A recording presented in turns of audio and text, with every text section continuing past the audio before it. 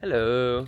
So in the last video I talked about a mild sense of foreboding in the morning and questioned where that was coming from, whether it was either mine or consciousnesses. And I was talking about a very subtle noticing, certainly not depression. And wow, the comments, there's a lot of you that believe you're depressed. There's a lot of you that are depressed, I should say, but I'm just going to play around with the language a bit. That's what I use, believe. This video could be really triggering, certainly the next part that I'm going to speak into. Yeah, I just want to make it very clear that I have so much compassion for people who are struggling, for people who may use the word depression to describe that. I suffered with depression for 15 years, maybe 20 years. I no longer see it as depression. I understand it much better than that now, but at the time I did. So forgive me if you find my language triggering, but the only intention here is to help people, and often the only way to help people is to give, always is to give real truths, and often they can be triggering, particularly for those that don't want to take responsibility. So try and watch to the end. Hopefully there's going to be a very positive message here, but you might get a little bit triggered along the way, but that's actually a good thing, because the trigger will be showing you what's causing your depression. Don't forget, your triggers are always your best teachers, as well as depression. So let's just create a hypothetical situation. You live in a completely insane world. Oh yeah, it's not hypothetical, it's true. So the world is completely insane, and it takes a hell of a lot to detach from that. It takes a hell of a lot to build a life that isn't dependent on the system, whether that's having a job, just being in the matrix, just being on the internet. All these things are part of the system. So if you're in that, and you're also waking up, you're also starting to get messages from your soul, from God, however you see it, then obviously there's going to be some distortion in how you feel. Ultimately, I see depression as a great teacher. Ultimately, I see it as the soul crying out and saying, you are not living in alignment. You are not living to your soul mission. You are not living in purpose. And yes, that's triggering. I get why you're triggered to hear that. And this bit's going to be even more triggering. The reason people like to think depression is a disease is because it makes them powerless. And you're not gonna, it might be like, I don't want to be powerless. Depression is a disease though. What I mean by it makes you powerless is actually a lot of people like to be powerless. If it's often in the subconscious, they might say on a surface level, because they haven't really observed themselves yet. They don't really know who they are. So they'll be like, I don't want to be powerless, and it's all the government, and it's Keir Starmer that makes me depressed. No. The depression comes from the internal. It comes from the unprocessed, unfelt emotions. And the mind will rationalize it in the external. Because the last thing the mind, the ego, wants to do is recognize what it's doing to itself, is recognize that it's keeping itself small, keeping itself disempowered. Because what the mind and the ego likes to do is tell ourselves it's not our fault, it's all these circumstances around me. And yes, of course, all those circumstances are true. But again, external, reflection of internal. Now, here's the real kicker that's going to get people to unsubscribe. People don't like taking responsibility. They like to be victims. I remember this being a massive moment for me. An amazing woman called Ola that I used to know and live with for a brief period. The first time I met her, we went really deep, and she really cracked through some stuff for me. And she brought up this term, victim. She was like, everyone's a victim and everyone loves being a victim. And of course, from the ego, I was just like, yeah, they do, don't they? yeah, they do. And then she turns to me and went, and you're the biggest one. And I was like, boom. Anyway, it was the first time that I started to realise this. Obviously, I could see victim culture in the blue-haired libtards and all that. People who literally point score victims. Oh, can I be a black, trans, lesbian, fat ass? And then I'm top of the victim score. And we live in such a victim culture. And those of us who have seen through the whole libtard thing, the fact the government's tyrannical, all that, we tell ourselves that we're not part of that. But if you're telling yourself that depression is a disease, I mean, how disempowering is that story? That, yeah, I mean, essentially what you're doing is you're completely giving yourself no chance. You're telling yourself you have an affliction, it's a disease, it's just come upon me and there's nothing I can do about it. Oh, I'm such a victim. Oh. And the ego and the mind finds that very comforting because it doesn't have to do anything. But actually, what I realised, a major part of this journey is this spiritual journey, this self-work journey, whatever you want to call it, is taking responsibility. Learning to take responsibility for your shit. So that would look like accepting the truth that the depression is a gift. The depression is here as your teacher. The depression is a sign from your soul, from God, from the universe, that you are not living in alignment. You are not living to your purpose, and you are allowing yourself to be disempowered through your fear. So you're still attached to a system, I bet, if you're depressed. I bet you spend all your time on the internet watching negative content.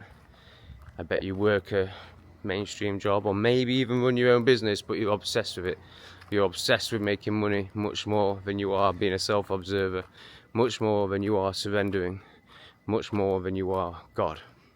And what are you here for? I mean, if you haven't worked out that you're here for some sort of spiritual development, that this is a big classroom where you gain enlightenment and maybe get to the next dimension when you pass, if you lean in, if you take responsibility, if you do the work. When I was depressed, and most people I see that are depressed, and the way I see the comments, I can kind of tell that people are just in survival.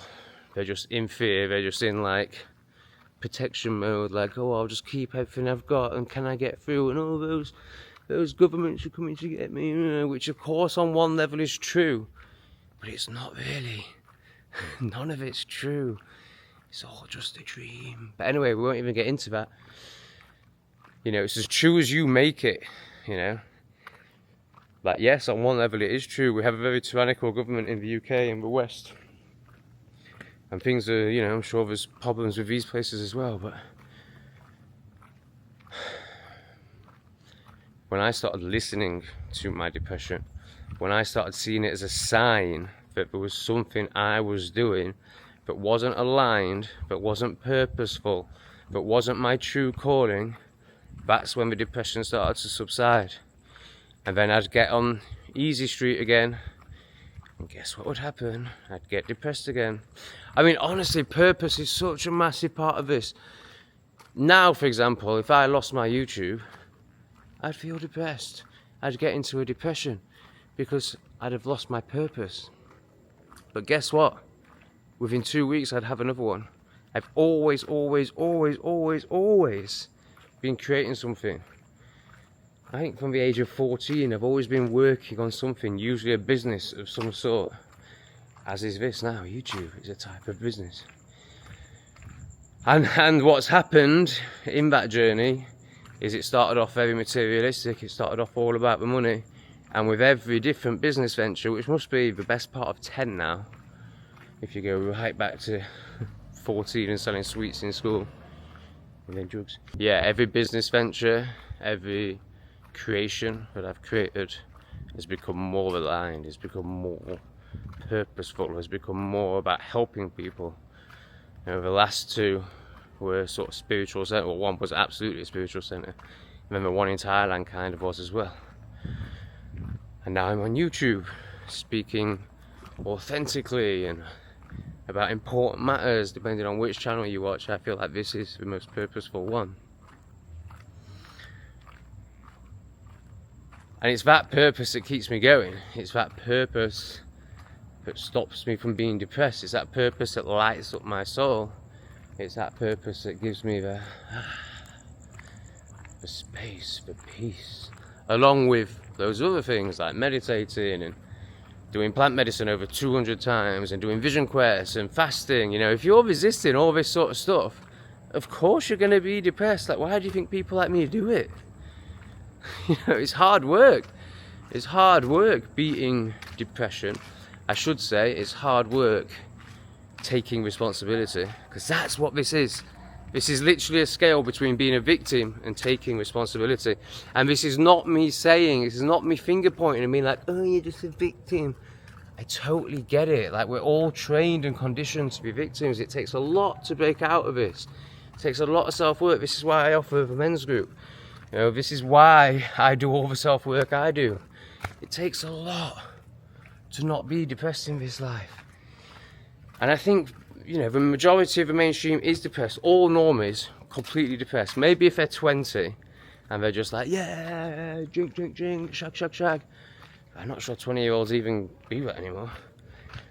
There's a chance that a completely brainwashed normie at that age might be okay. Like, might be just so in it that they're just so, captivated. But there's no normie by the age of 40 that isn't on antidepressants or drinking every night, or so that's for normies.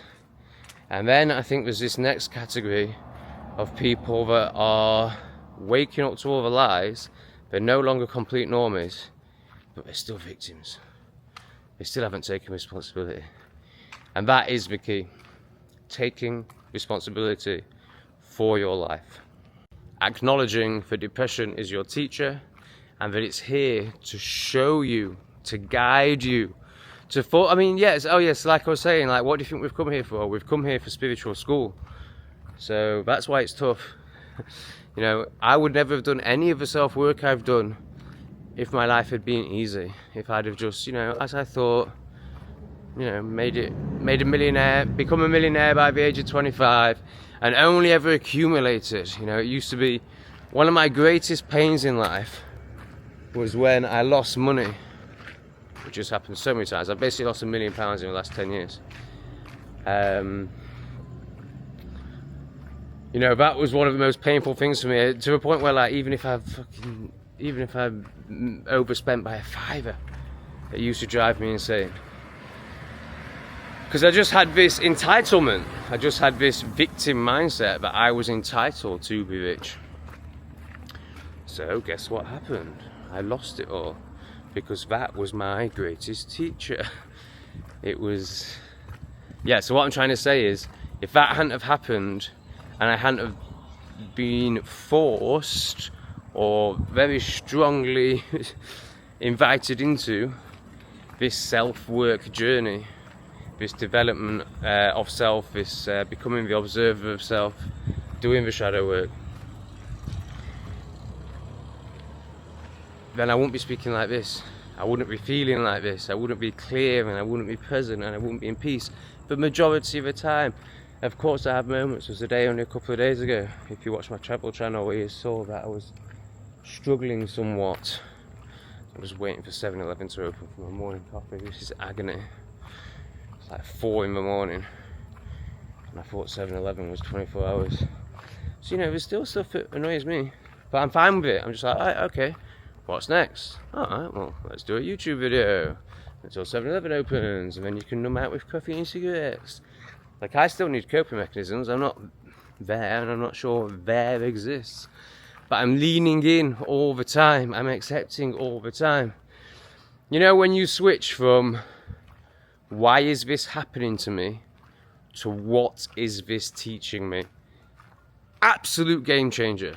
Absolute game changer. Every time something goes wrong, What is this teaching me? What am I avoiding in myself? Why does this lesson keep coming up? Because it will. The lessons that aren't learnt today will come back tomorrow, I can assure you. Because you've come to learn lessons. You've come to unravel karmatic attachments and energies. And therefore that's why you keep getting the same lessons, because that's the karma that needs unraveling. I get when you're in it how hard this message will be to hear. I get when you're in it, it's so much easier to just be like, no, I'm a victim. I just don't want to be here anymore. I just can't do it. I just can't do it, Tom. I just can't do it. And that's fine. If that's how you're reacting to this video, then you need to be a victim for a bit longer. You need to learn that lesson for a bit longer. That's fine. Do it. But for those of you that are ready to take responsibility and transform your life, this is how you do it. You don't resist the depression. You acknowledge it. You thank it. You ask it what it's teaching you. And you start asking yourself in life, not why is this happening? What is this here to teach me? It's the key. It's an absolute game changer. Taking responsibility and finding purpose through that responsibility taken. If you're working a mainstream job, if you're watching TV, if you're spending all your time watching channels like my channel, Not Today's Satan, like I like to think that mine's better than most, a bit funnier, shares a bit deeper truths. You know, ultimately, if that's the content you're consuming all the time, you've got no chance. Because you're feeding the victim. You're feeding it all. Yeah, you've got to start feeding the soul. You've got to start feeding the higher self. You've got to start taking responsibility and finding your purpose. I mean, honestly, if you're not entrepreneurial at this point, of course you're depressed. That's the first step to waking up, is to start creating your own things, detaching from the, I'm just going to call it satanic system so you all know what I'm talking about. Yeah, there's certain steps that are just crucial in this journey. And that might not be for absolutely everyone. There might be somebody that is working a purposeful job, but you know, it's going to be one or two of you. The majority of you really, yeah, if you're working in the system and claiming to be depressed, and whose quote it is, but it's something along the lines of, the definition of insanity is not having an insane reaction to an insane society. You know, essentially we live in a completely insane society, and if you're part of that, if you weren't having an anxious reaction, a depressive reaction, a fearful reaction, then you'd be one of them. You'd be one of the zombies. So you know, it's all stages, it's all part of it. You know, you probably only stopped being a zombie 5 years ago. Now, this stuff takes time, it really does. So yeah, credit yourself, honour yourself, acknowledge where you are, and start to ask the depression what it's here to show you. This, honestly, if by the end of this video you still believe that depression is a disease, then I don't think this channel's for you.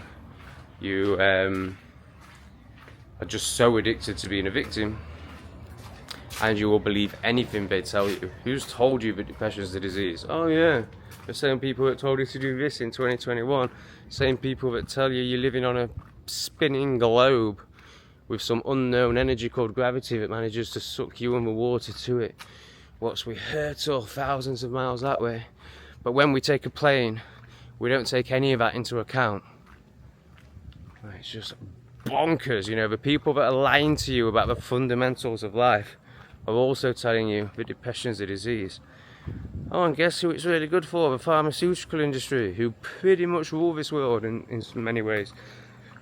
Yeah, stop falling for their stuff. Stop allowing yourself to be a victim.